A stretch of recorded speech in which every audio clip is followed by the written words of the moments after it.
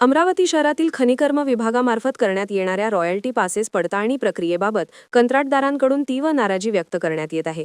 उपविभाग स्तरावरून royalty passes पडताळणीसाठी सादर केल्यानंतर संबंधित खनिज ज्या मौजेमध्ये वापरले जाणार आहे त्याच ठिकाणाशी पास जुळल्यास पडताळणी केली जाते। मात्र प्रत्यक्ष परिस्थितीत हा नियम अंमलात आणताना अनेक अडचणी निर्माण होत असल्याचे सांगितले जात आहे।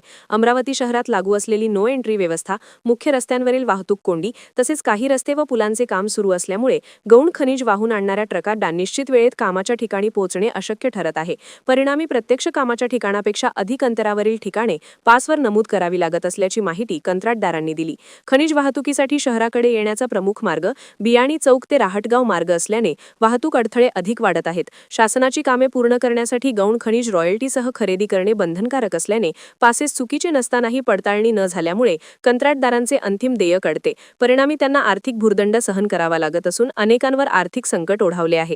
कंत्राटदारांनी प्रशासनाकडे मागणी केली आहे की प्रत्यक्ष कामाच्या ठिकाणापेक्षा अधिक अंतर नमूद असलेल्या रॉयल्टी पासेस ग्राह्य धरून त्यांची पडताळणी करण्यात यावी। तसेच तालुका स्तरावर दिल्या जाणाऱ्या पासेसची पडताळणी तहसीलदारांकडूनच करण्यात यावी, जेणेकरून चिखलदरा, धरणी, अंजनगाव, वरुड आदी तालुक्यांतील कंत्राटदारांना केवळ पडताळणीसाठी जिल्हा स्तरावर येण्याची गरज भासणार नाही।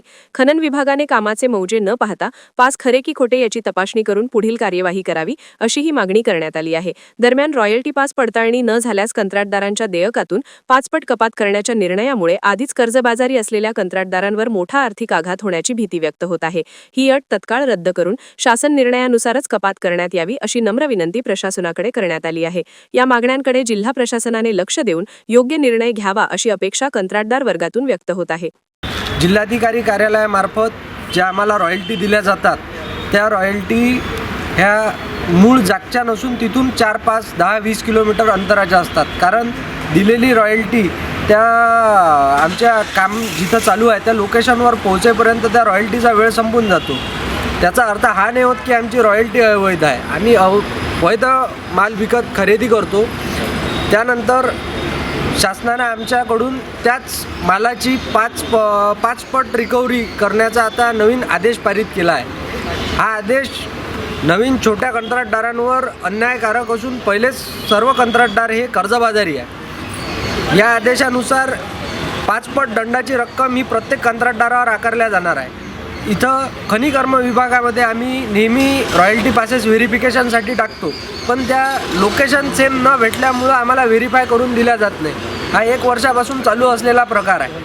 ठीक आहे, नाही व्हेरीफाय करून देत ते 1 पट दंड होता, पण आता लोकेशन ते भेटत नसल्यामुळं डायरेक्ट 5 पट दंड कापणे ही चुकीची बाब आहे।